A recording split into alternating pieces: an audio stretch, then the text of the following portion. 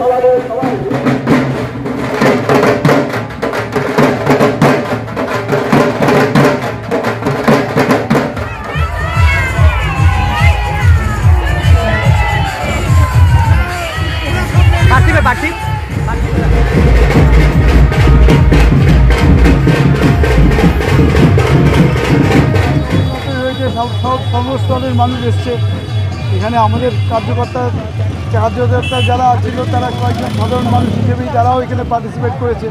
আমিও সেরকমই কোনো প্রচার করার উদ্দেশ্যে এখানে আসি